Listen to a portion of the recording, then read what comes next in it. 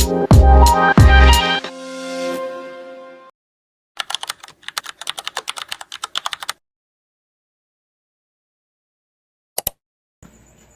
day everyone. So ang atong problem is share and moment. So in this problem is ito na to ang share and moment diagram of the game. Ganito to ang share and moment equation. So sa step 1, mag-moment tayo from A to C. So pwede lang siya babalikan mo from C to A. Summation of moment to C is equal to 0. Rotation sa anti-clockwise positive. So ang rotation sa ito ang RA is clockwise. So positive RA times ang distributed force na 10 km per meter minus K. At ang distributed load is counterclockwise mo ang rotate niya. So magaling 10 km per minute per meter times ato ang length sa arm, which is 10 meter 8 plus 2. Then ato ang moment arm sa ato ang distributed force is nasa center, so 5. Ngayon sa ato ang load na 80 kN times ang length na moment arm na 8. So it's equals to 0. Kung na ito, simplify na ito. So 10 kN per minute per meter RA minus cancel na ito ang meter sa duha. So multiply lang na ito 500 kN meter minus multiply na ito ang 80 times 8, so 640 kN meter is equals to 0. Tapos ibilin lang na ito ang 10 kN per meter RA. Gawas na ito ang amount na ito ang 500 o ang 640. So ang result is 1140 kN meter. Divide na ito 10 kN meter, 10 kN per meter. So cancel ang mabilin RA. So divide na ito ang 1140, divide na ito 10. So cancel ang meter. So ang RA nito is 1140 Newton. Tapos ang second step is mag-summation of forces pa vertical. So summation of forces vertical is equal to 0. So RA plus RC minus sa atong load na paubos mo na siya negative siya 80 kN, paubos pila itong distributed load na 10 kN times atong length sa arm, which is 10 meters, is equal to 0. Ato lang simplify, atong i-plug-in ang value sa RA na which is 114 kN. So 114 kN plus RC minus 80 kN minus 100 kN is equal to 0.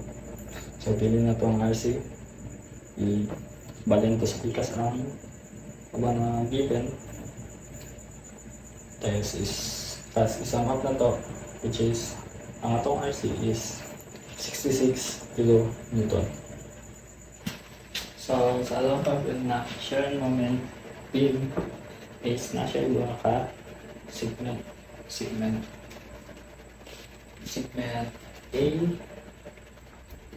to B, segment B to C. Kaya kanang daw segment is yara siya na change of loading. So sa segment A to B ko ano to ang share and moment. So sa share is sa share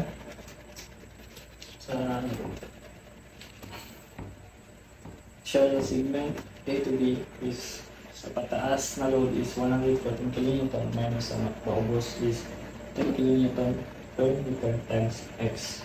So sa ato pong moment sa segment A to B is 114 kN times itong distance na x minus 10, which is ay kung ay i-denote na ito ang distance na ito plus x. So sa itong moment is 114 kN times x minus 10 kN times x over 2. So ato lang is 1, i-simplify lang na ito, which is 114 kN times x minus 5x squared.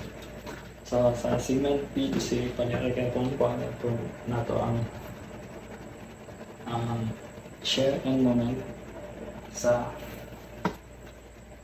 segment.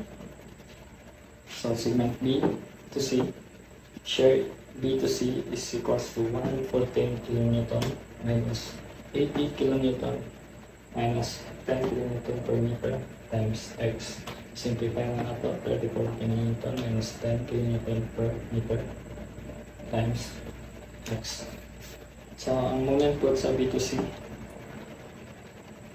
is 114 kN times x minus 80 times x minus 2 minus 10 kN per meter times x over 2. Simplify lang po na ito. Ang result is 114 kN times x. I-method lang natin yung 80 times x minus 2, which is ang result is 80 times x plus 160 minus 5x squared. So makakawag ang equation na 34x plus 160 minus 5x squared. Ano na ito ang share and moment sa duha ka segment sa ato ang view. Next step is gawin na ito ang diagram sa share and moment ikan sa nakakuha na ito na equation ikan na itong duha ka segment. So magsugod ta sa share and moment sa share sa segment A to B, which is 114 minus x. So at x is equals to 0, ang atong B is ang atong share is 114 kN. So at x is equals to 2, ang share is 114 minus 10 times 2.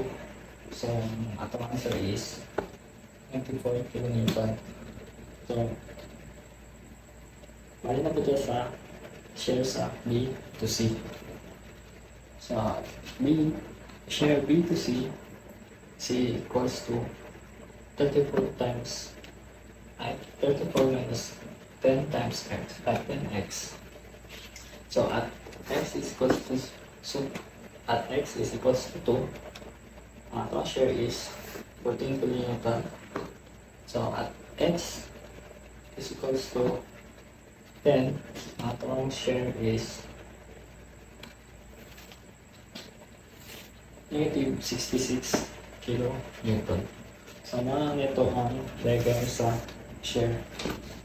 Nagikan siya sa 114, may babayad padulong sa 94, tapos sa B to C, which is gikan siya 14, may downward siya of negative 66 kN. Ang ato na pong is ang moment from sa gikan sa equation, moment equation gikan sa segment A to B. So moment A to B, 114x minus 5x squared at x is equals to 0, moment is equals to 114 times 0 minus 5, 0 squared. So ang moment at A to B at 0 at x is equals 0 is 0. So At x is equals to 2, ang ito ang moment is 208 kilonewton meter. So, ang next step is moment B to C, which is 34x plus 160 minus 5x squared. At x is equals to 2, moment 34 times 2 plus 160 minus 5x, ay 5 2 squared. Ang ito ang value is 208 kilonewton meter.